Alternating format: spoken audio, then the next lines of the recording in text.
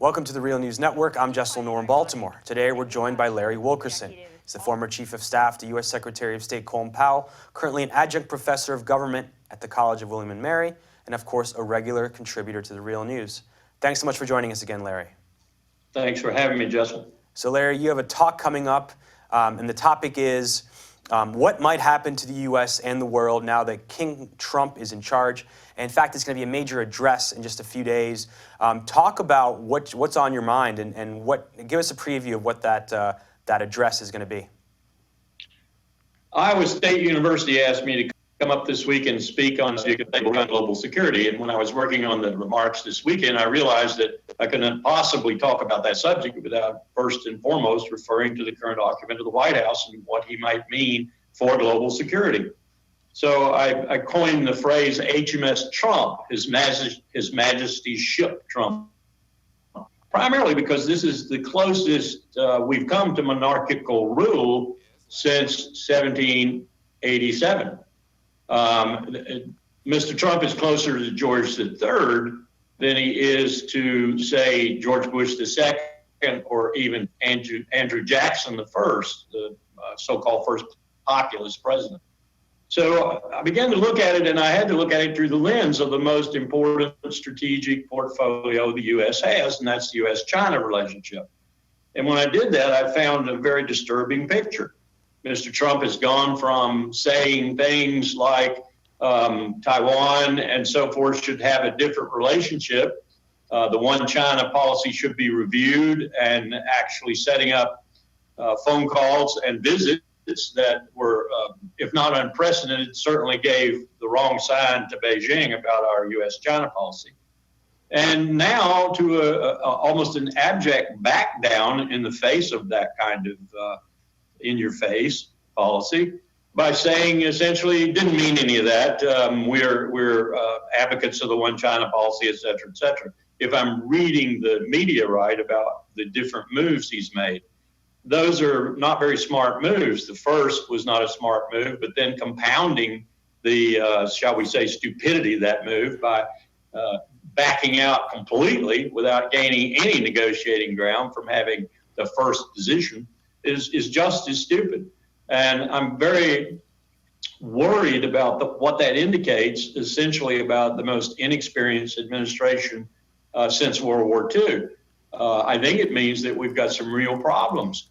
We've got a national security advisor, for example, who is totally inexperienced at this level of power management and who seems to be demonstrating that on an almost daily basis. So in terms of redefining global security, I don't know quite how to do it vis-a-vis Mr. Trump, HMS Trump, but I do know that it's very concerning, very worrisome, and looks to be problematic to the maximum. And that's probably worrying our friends and allies and making our enemies, if not afraid from time to time, which might be his intent, more to the point, probably making them laugh at us and wonder when the opportunities are going to arise to take advantage of this inexperience. And on that issue of the U.S. role in the world, there's been talk of Trump approving a new massive arms deal to Saudi Arabia and Bahrain, something to the tune of hundreds of millions of dollars.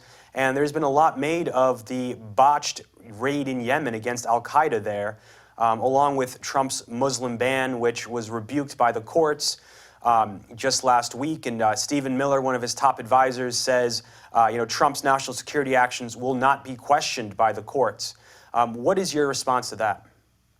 Well, first of all, giving more arms and more military aid to a country that has started one of the bloodiest, mostly civilian casualties being incurred wars in the region's history, in Yemen, is just absurd. It doesn't make any sense at all. And then to go to your third point, the U.S. getting involved in that conflict, as the raid seemed to suggest we are contemplating, if not already doing, is even more absurd.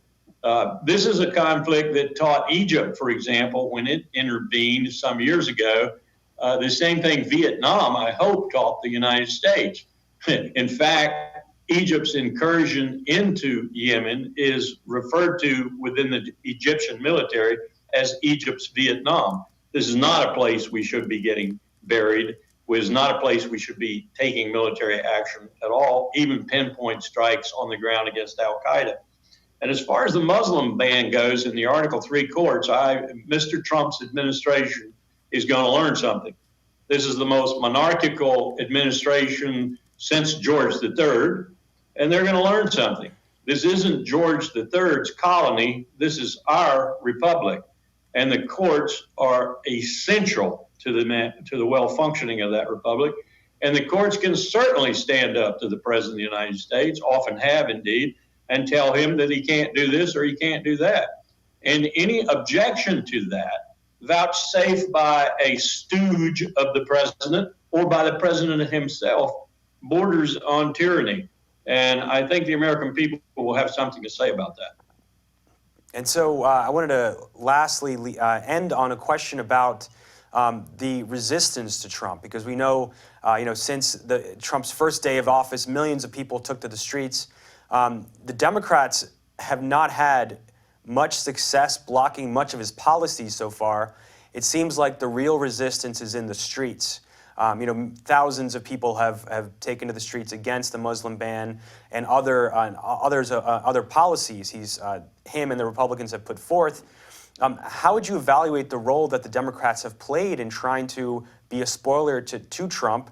Do you think they're making the right moves to set themselves up in 2 years and in 4 years to take back some of the levers of power, and move the protests beyond the streets and actually into policy?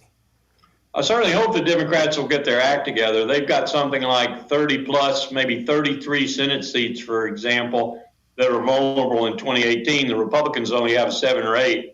Just by that math alone, it looks to me as though the Republicans, if they don't really step all over themselves, are going to gain an even bigger majority in the Senate and retain the majority in the House. Of course, Mr. Trump could do enormous damage to that potentiality by being more of what he's been so far: inconsistent, dangerous, inexperienced, and so forth.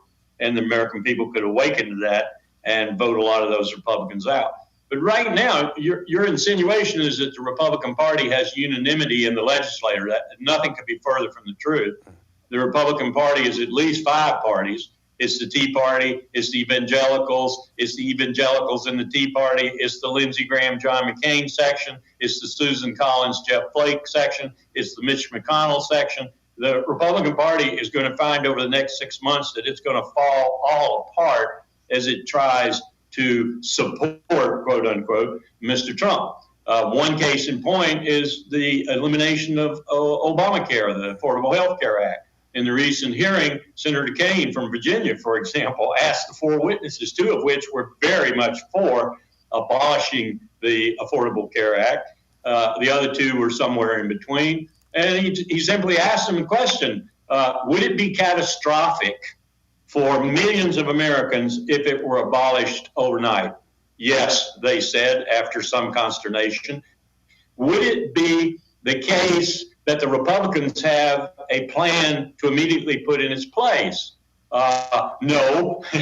So, you're not going to get any unanimity out of this Republican Party. You're not even going to get it over the defense budget. You've got people like Lindsey Graham and John McCain who will be right there with Trump trying to dump more good taxpayer money down the rotten hole that is national security. And then you're going to have people who are not going to be so for that because they're budget hawks. I would put the Speaker of the House, Paul Ryan, in that category, ultimately. They're not going to want to increase our deficit, increase our debt. So this is not going to be an easy road for Mr. Trump with regard to the legislature. And I predict that in that regard, he'll either get tired of it or he'll become even more tyrannical, and we'll see him saying things about the Congress that he's now saying about the Article 3 courts. All right, Larry, thank you so much for joining us again. Thanks for having me. And we look forward to having you on again. Thank you so much for joining us.